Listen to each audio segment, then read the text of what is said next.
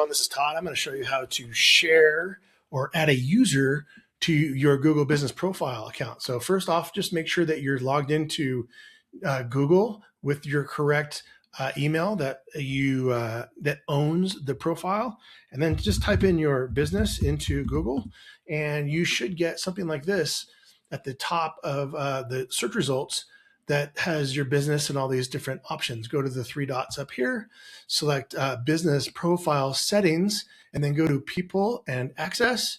And then you're going to go ahead and add a user, type in whatever email address that you want, and then select owner or manager. The manager can make changes to the business profile on Google search, and then the owner can edit, add people, and transfer ownership. So select which one you want, and then go ahead and hit invite, and that'll send them an invite. And that's all you need to do to change or add a user to your Google Business Profile.